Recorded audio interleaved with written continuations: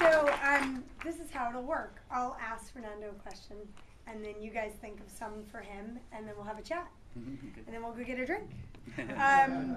So we've talked a little bit over the last few days about the movie, and the Pixie song, I don't know if you've noticed the version of the Pixie song in the beginning, and it made me think about how much this movie is really, it's a coming-of-age story for the boy, but it's also a coming-of-age story for the Paloma character.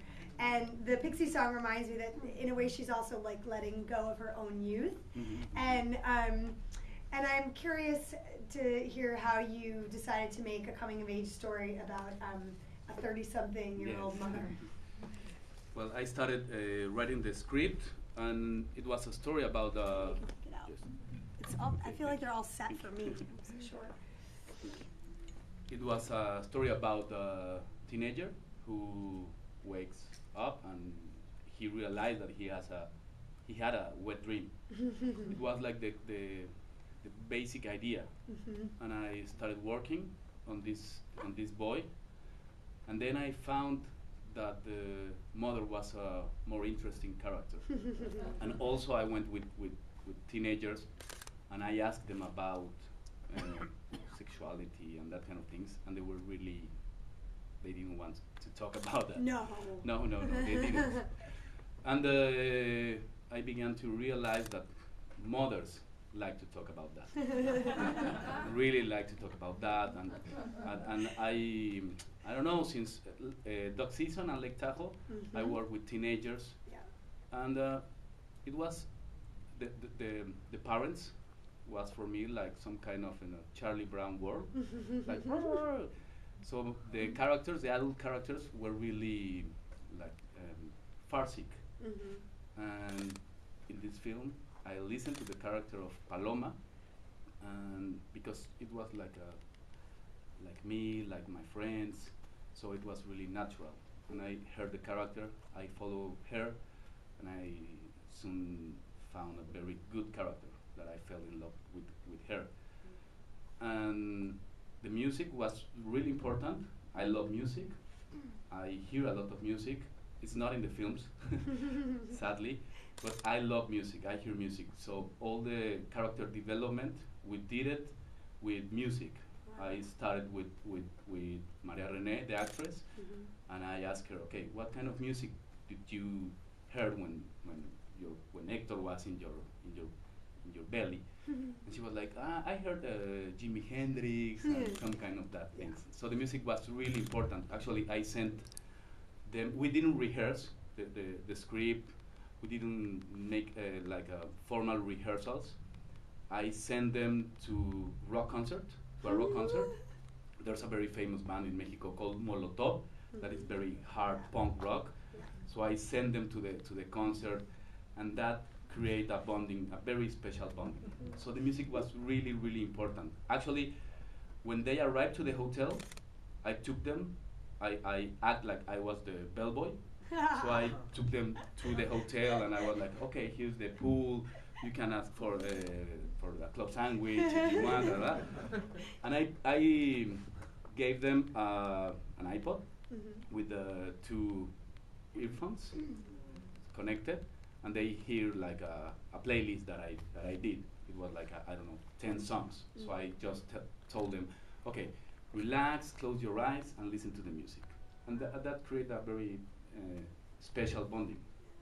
Yeah, you can really feel it between the two of them. I mean, the friendship is so there. Are you guys ready for questions? Go ahead, right there. Can you talk a little bit about your writing process, the difference between from Duck Season to this movie and Lake Tahoe in between? Like, how has your process changed or your approach changed?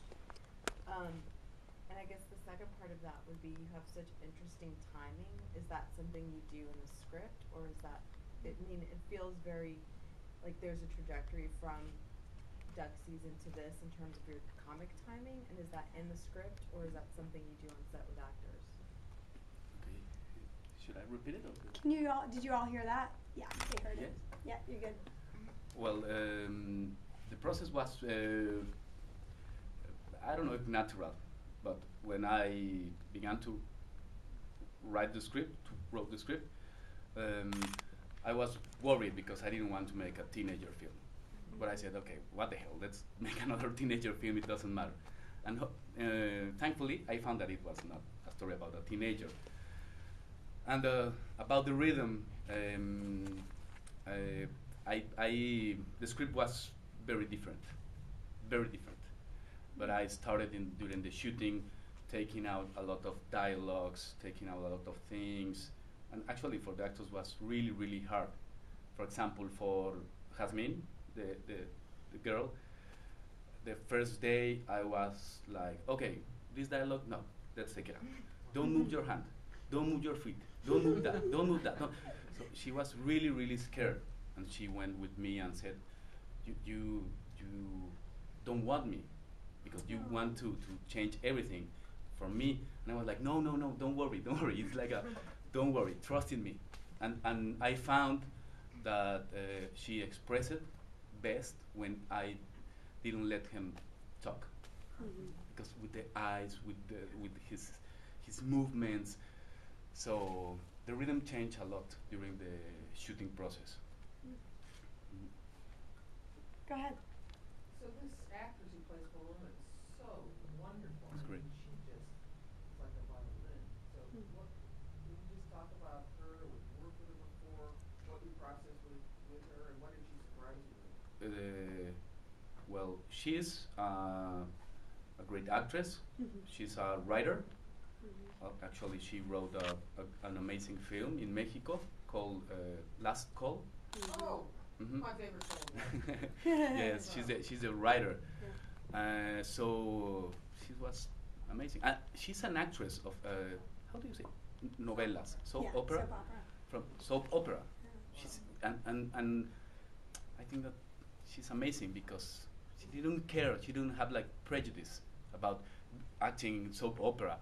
And what I like it is that I didn't have the prejudice with her. I saw her and I said she's amazing, and it was a really, really hard casting process, because once you found the boy, you have to match it with the mother, and sometimes the boy was great and the mother didn't work, or sometimes the mother was great and the boy didn't work, and they all of them were great, but the match was really, really difficult.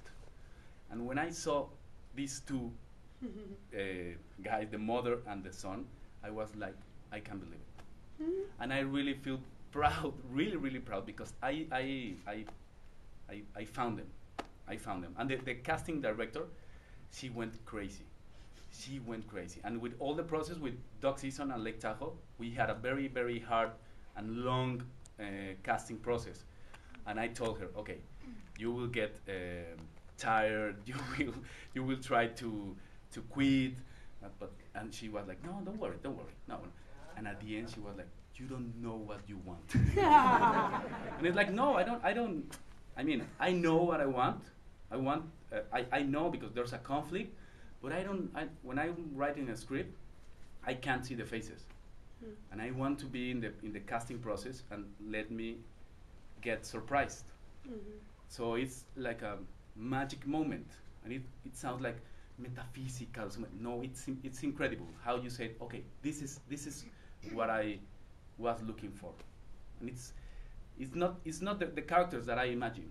They're really in my scripts, the characters doesn't have like a face. Yes, I'm not very descriptive in terms of physical things.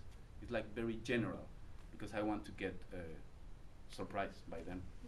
And when I found Jasmine, was like, wow, was like amazing, really, really amazing, because she was like not like the idea or the cliche of the teenager, like very ultra skinny, ultra fashion, ultra trendy.